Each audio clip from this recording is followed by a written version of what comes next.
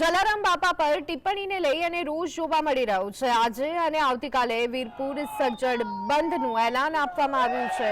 માત્ર આવશ્યક વસ્તુઓ અને મેડિકલ સેવાઓ ચાલુ રહેશે। બજારની દુકાનો એક સાથે બંધ કરાઈ છે। વીરપુરવાસીઓ દ્વારા જ્ઞાનપ્રકાશ સ્વામીને 24 કલાકનું અલ્ટિમેટમ આપવામાં આવ્યું છે। આવતીકાલ સુધીમાં વીરપુર આવી અને માફી માંગવાનું અલ્ટિમેટમ આપવામાં આવ્યું। વીરપુર ગ્રામ પંચાયતની બેઠકમાં આ મહત્વનો નિર્ણય લેવાયો છે।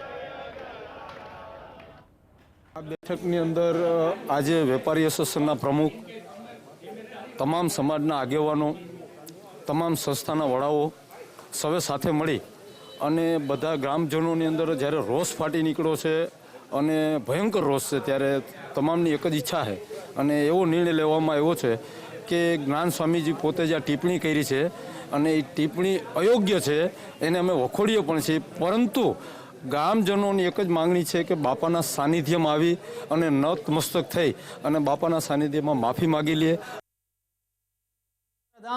વીરપુરના સમર્થ સંત જલારામ બાપા વિશે જ્ઞાન પ્રકાશ દ્વારા જે ટિપ્પણી કરવામાં આવી હતી તે મુદ્દે હાલ વીરપુર ગ્રામ પંચાયત કચેરી ખાતે એક બેઠકનું આયોજન કરવામાં આવ્યું હતું, જેમાં લોહાણા સમાજના આગેવાનો, વીરપુર ગામના તમામ સમાજના આગેવાનો અને વીરપુર ગામના જે સરપંચ દ્વારા એક બેઠકનું આયોજન કર્યું હતું। તેમાં ખાસ કઈ પ્રકારનો નિર્ણય લેવામાં આવ્યો છે, આપણે સરપંચ સાથે સીધી જ વાત કરીશું।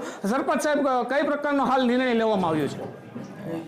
આજે વીરપુર ગ્રામ પંચાયતની અંદર જે બેઠક બોલાવવામાં આવી એમાં ગ્રામજનો અને વેપારીઓનો એક જ અવાજ છે બધાનો કે જ્ઞાન સ્વામી મહારાજ પોતે આવી અને બાપાના સાનિધ્યમાં નતમસ્તક થઈ અને બાપાની માફી માગી લે, એટલે આનો એક સુખદ અંત આવે અને ઝડપથી અંત આવે અને સુખદ અને સારો અંત આવે એવી ગામ લોકોની ઈચ્છા છે। સરપંચ સાથે વાત કરી। સરપંચ, ક્યાંક એવી પણ વાત છે કે હાલ વીરપુર ગામ છે તે વેપારીઓ દ્વારા તેમના રોજગાર ધંધા બંધ કરવામાં છે, કેટલા દિવસ બંધ કરવા માટે? તે વેપારી એસોસિએશનના પ્રમુખ છે એ નક્કી કરશે અને વેપારી ભાઈઓ નક્કી કરશે કેટલા દિવસ બંધ પાડવો, તે વેપારી એસોસિએશન માથે નિર્ભર રહે છે।